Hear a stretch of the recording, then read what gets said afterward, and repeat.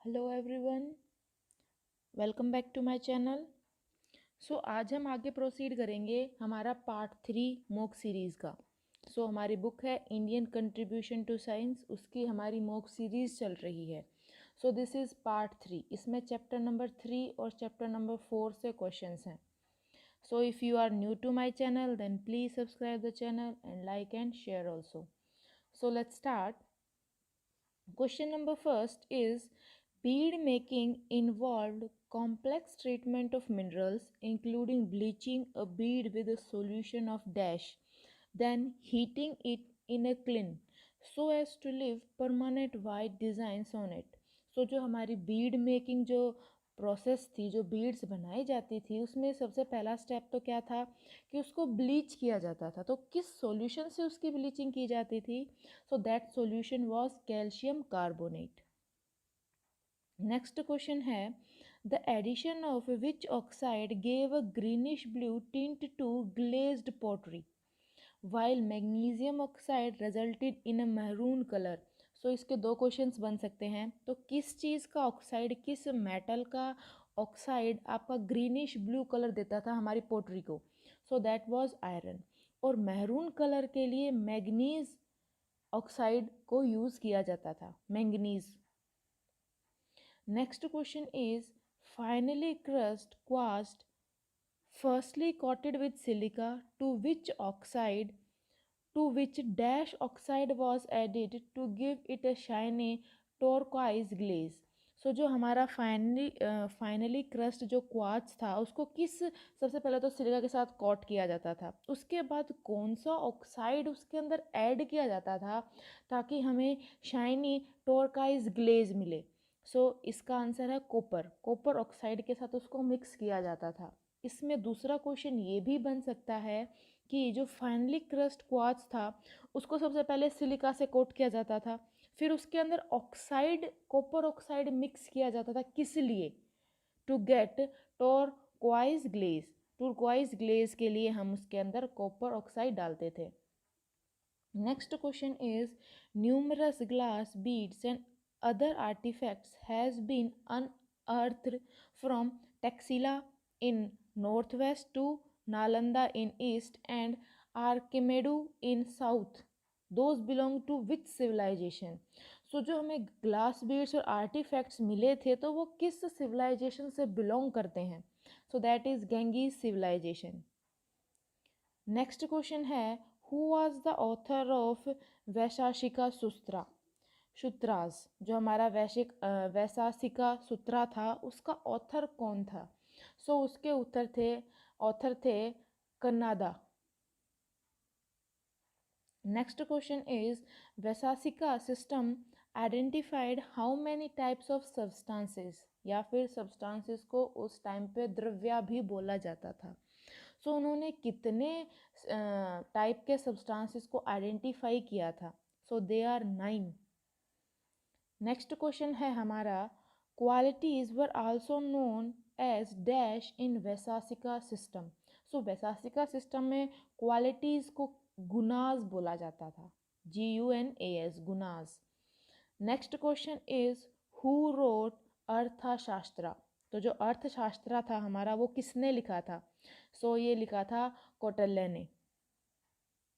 Next question है Kautilya's Arthashastra is well known text of governance and administration authored probably in 3rd और 4th century BCE during dash era. किसके era का था ये Arthashastra? That was from Mauryan era. Next question है the fundamental 2 text of Ayurveda are the Charaka Samhita and dash Samhita. जो हमारे जो fundamental 2 text थे आयुर्वेदा के वो कौन से थे? चरका और second one is Sushruta. Next question है भरत संहिता वॉज रिटन बाय। जो भरत संहिता था हमारा वो हमारा वारामीरा जी ने लिखा था, वारामीर जी ने लिखा था। नेक्स्ट क्वेश्चन है which Samhita also includes various recipes for intense for the preparation of glutinous material to be applied on roofs and walls of houses and temples. So किस संहिता में इन चीज़ों के बारे में, रेसिपीज़ के बारे में गिवन था, डिस्क्रिप्शन था, जैसे कि प्रिपरेशन ऑफ ग्लूटीनियस मटेरियल। ग्लूटीनियस के बारे में मैंने आपको जब चैप्टर्स के बारे में करा था तब भी बताया था, दैट इज़ ग्लूटीनस मतलब एक स्टिकी सब्सटेंस जिसको हम रूफ्स के ऊपर और वॉल्स के ऊपर यूज़ करते हैं ताकि उसको वाटर प्रूफ बनाने के लिए। सो किस संहिता में ये हमारा गिवन है, that is Bharat Samhita. Next question है, alchemy in India emerged around the mid first millennium CE during whose emperor, या फिर उस टाइम पे किसके एम्पायर के टाइम पे हमारी जो इंडियन आल्केमी है वो आई थी। So that is Gupta empire. Next question है, Indian alchemy was also known as, so Indian alchemy को रसाशास्त्र, रसाविद्या, धातुवादा तीनों नामों से जाना जाता है। नेक्स्ट क्वेश्चन है हमारा, which element was one of the most important element in Indian alchemy. So Indian alchemy में सबसे इम्पोर्टेंट एलिमेंट कौन सा है, दैट वाज मरकरी। मरकरी जो हमारा रसा शास्त्रा था, यहाँ पे जो वर्ड रस है, रस का मतलब तो वैसे जूस होता है, बट हमारे आल्केमी में रस का मतलब मरकरी था।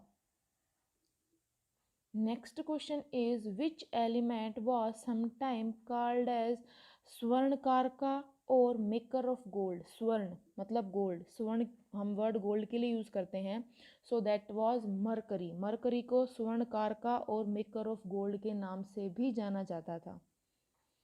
Next question is, which yantra was used for extraction of essences of metal. So इनमें से कौन सा यंत्र यूज किया जाता था एक्सट्रैक्ट करने के लिए मेटल्स के अंदर से एसेंस।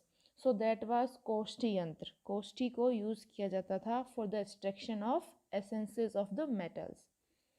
नेक्स्ट क्वेश्चन है, ये आपका चैप्टर नंबर 4 से क्वेश्चन है, trepanation a common man's means of surgery practised in prehistoric societies starting with dash age.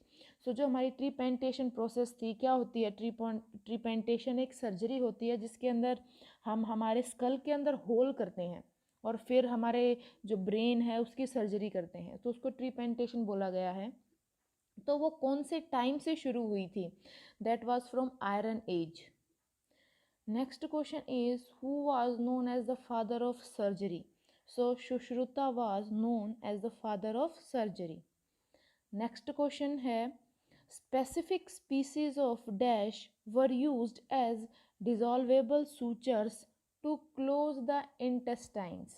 सो इन किस स्पीसीज को या फिर किस एनिमल के स्पीसीज को यूज़ किया जाता था as a sutures to close the intestines.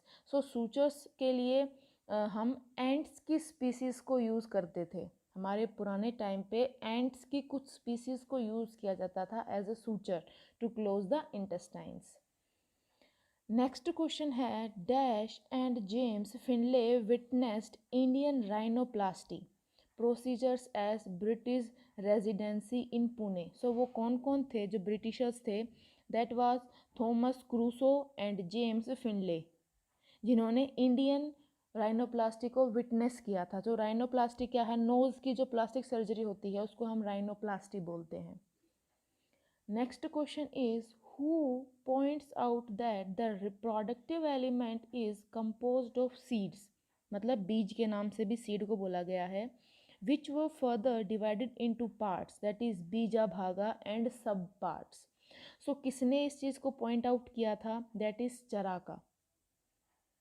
Next question is, which method is mentioned as a measure to prevent infectious disease from spreading in Sushruta Samhita. जो हमारी सुश्रुता संहिता थी उसके अंदर कौन से मेथड को बोला गया कि हमें क्या करना चाहिए जिससे हम जो डिजीज़ फैल रही है उनको रोक सकें? सो that was fumigation. Next is, During the period of king an efficient public health care system was established. So किस किंग के टाइम पे, दैट इज किंग अशोका के टाइम पे एक efficient public health care system जो है वो एस्टेब्लिश हो चुका था. नेक्स्ट क्वेश्चन है dash played a major role in the spread of Ayurveda outside India. So किसने एक बहुत ही इम्पोर्टेंट मेजर रोल प्ले किया आयुर्वेदा को आउटसाइड द इंडिया स्प्रेड करने में? So that is Buddhism. Next question है when did the Alexandra the great invaded India? So he invaded in 325 BCE. Next question है Alexandra the great invaded India and he was so impressed by the snake biter healers and Ayurvedic physician that he invited them to Greece. उन्होंने जो हमारे snake biter healers थे जो Ayurvedic physicians थे उनको Greece में invite किया था. क्यों? क्योंकि वो उनके काम से बहुत ज़्यादा इम्प्रेस हो गए थे. सो इसका दूसरा क्वेश्चन ये भी बन सकता है कि जो अलेक्जेंड्रा जो ग्रेट थे वो किस किस से इम्प्रेस हुए थे? तो वो कौन कौन थे? Snake bite healers and Ayurvedic physicians. Next question is important textbooks of Ayurveda like Charaka Samhita, Sushruta Samhita and Ashtanga Hridaya were translated into languages like in the Middle Ages. So किस language में हमारी चराका, सुश्रुता और अष्टांगा हृदया को translate किया गया था? सो जो Tibetan थी, पर्शियन थी और अरेबिक थी, इन तीनों लैंग्वेजेस में हमारी इन बुक्स को, टेक्स्ट बुक को ट्रांसलेट कर दिया गया था मिडल एजेस में. नेक्स्ट क्वेश्चन है a treatise devoted exclusively to diagnostics was composed by. So किसने कंपोज किया था इसको? दैट वाज माधवा निदान.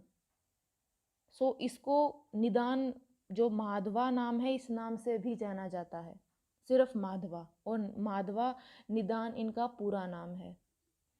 नेक्स्ट क्वेश्चन है a new treatise on dietetics was called Pathaya Thaya Vinishchay was composed by. So जो ये पथाय विनिश्चय थी ये किसने कंपोज की थी?